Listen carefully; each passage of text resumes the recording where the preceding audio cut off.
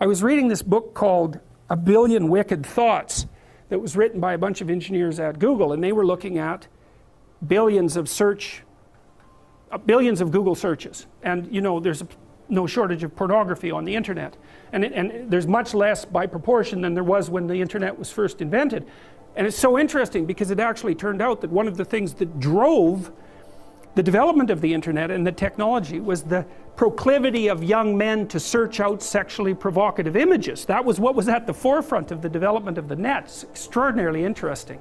They were motivated to use it for that purpose, and that provided the platform from which it emerged. Amazing. Anyways, the Google engineers looked at pornographic search processes and then segregated male searches from female searches, and what they found was that the males searched out images. Surprise, surprise, no one considers that, you know, particularly interesting, but the females searched out literary representations of pornography. It was written. And so I can give you an example of that. If you know about Harlequin romances, does everybody still know about those? Anybody not know about those?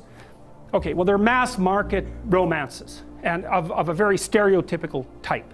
And the original ones were pretty harmless in terms of no violence and no real sexual content. But that was 40 years ago, and they've differentiated tremendously, and now there's hardcore Harlequin romances, and with particularly garish covers, and then there's the old, you know, more tame, basic, sexless and aggressionless romances where everything is implied and not explicit, but the explicit ones exist. So they did a plot analysis of the typical pornographic female fantasy.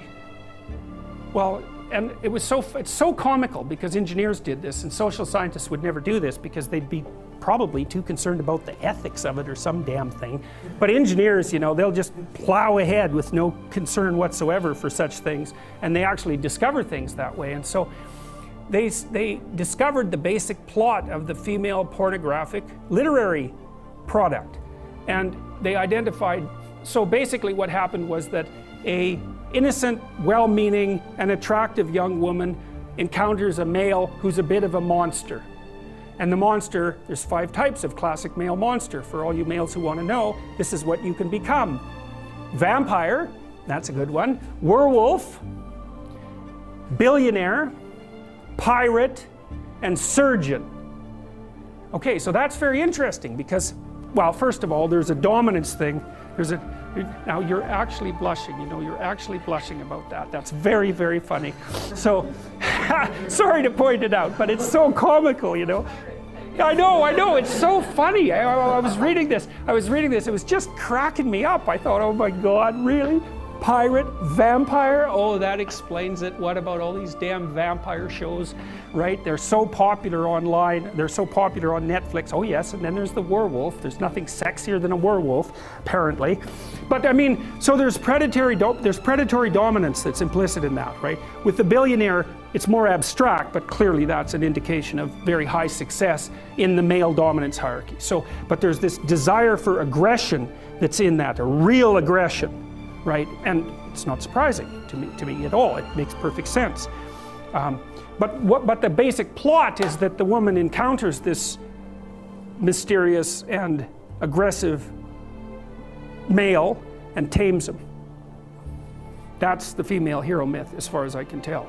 It's Beauty and the Beast. And so it's because, well, there's no fun in taming someone who's already tame. And what makes you think you really want someone who's tame anyways? There's no interest in that. Plus, when chaos manifests itself, what makes you think that someone tame is going to be good for anything? And it's a real question, and so that aggression is absolutely vital, it's absolutely necessary. But because it's incredibly dangerous, which of course it is, it has to be civilized. And so what happens is that the archetypal female in these pornographic romances seduces and tames the aggressive male.